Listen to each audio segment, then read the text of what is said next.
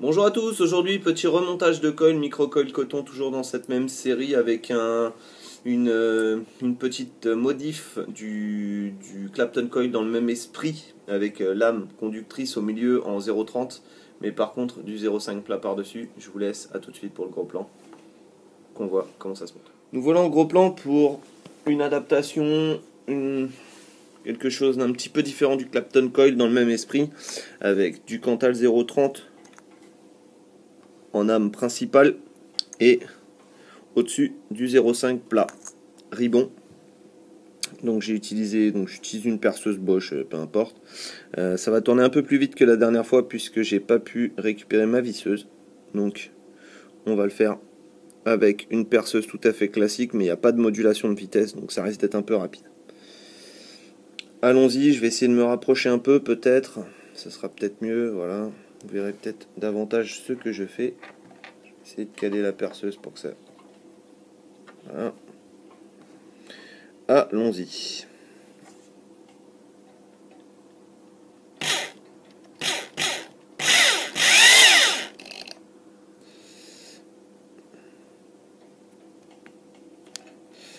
Alors dans ce genre de twist, il est sûr que vous n'aurez pas tout le coil qui sera valable. Allons-y.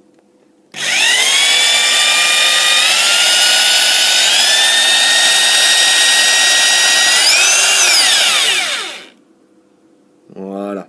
Plus ça tourne vite, mieux c'est en réalité. Donc on va pouvoir se débarrasser de la perceuse. On va poser un peu plus loin. Et voilà ce qu'on obtient. Hop.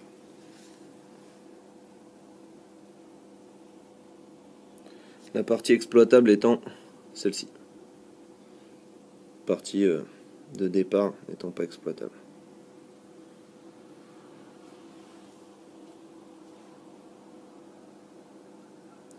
Donc Cantal 0,30 ici et Ribbon 0,5 au-dessus. Voilà, je n'ai gardé donc que la partie exploitable du coil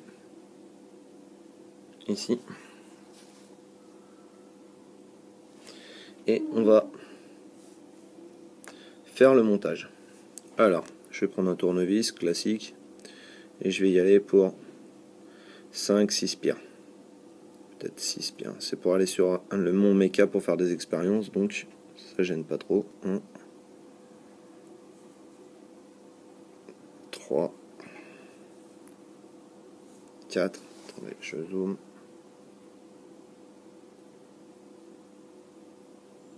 4, 5. On va faire une petite peut-être. Hop. Voilà.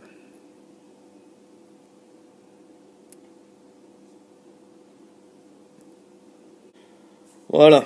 Après de multiples interruptions, galères en tout genre, j'ai fini par réussir à mettre ce coil en place.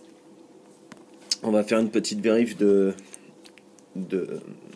résistance sur le Provari, mais j'ai de forts doutes pour que ça passe. Ça m'étonnerait vraiment énormément que ça passe. Quoique. R. L0 évidemment. Évidemment L0. E1 qui indique donc que c'est trop bas. Alors, on va prendre un méca, mon méca spécial expérience, le cassant, parce que celui-là, j'ai pas peur de le briser. Et on va y aller. Faire une première chauffe. Faut-il encore qu'il soit vissé correctement.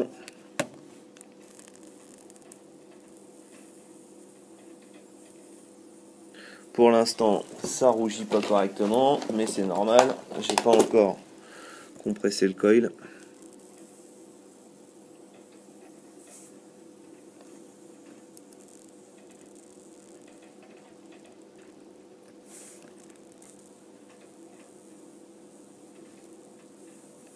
Ça rougit bien de l'intérieur vers l'extérieur du coil. Donc ça c'est plutôt très très bon.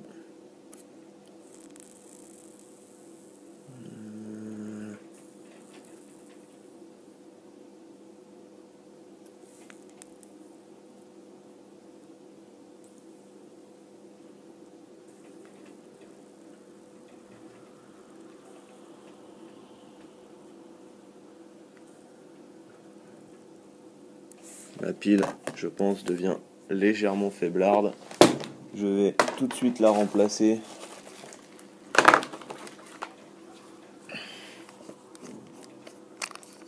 NKE.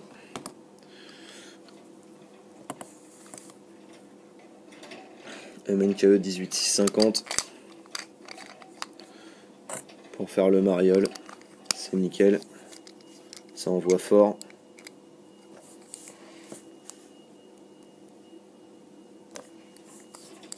Comme d'hab, faut que je revisse sérieusement le mode.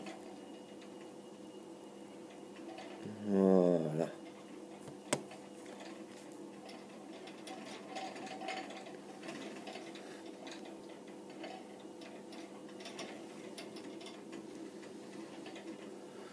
Voilà, donc ça rougit bien. Je vais passer un bout de coton, on se retrouve en plan large pour voir comment ça va. À toutes. Nous revoilà en gros plan, j'ai mis un peu de coton, j'ai testé, ça va très bien. J'ai mis du coton, j'ai mis du Red Aster. Pourquoi le Red Aster? Parce que comme je le produis en die et que je le connais très très bien et que je l'aime beaucoup, je le connais vraiment très bien ce liquide. J'en connais la plupart des subtilités. Donc je suis plus à même de juger au niveau du coil ce que ça donne en plus et en moins. Donc ce que je constate là par rapport au Flat Bastard Coil, c'est une amélioration du fruité. On ressent plus les fruits, on ressent plus le cassis.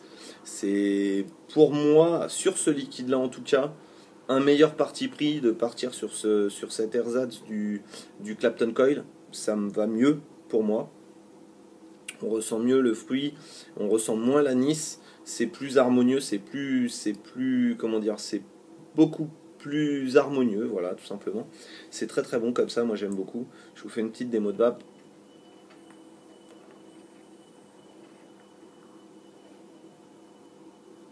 Production de vapeur en 60-40, bon, ça envoie fort.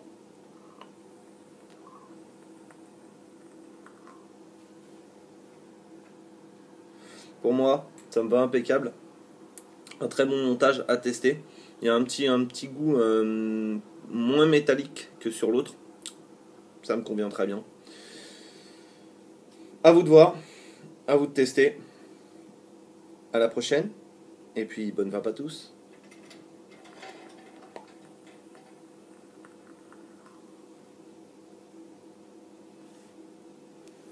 Bye.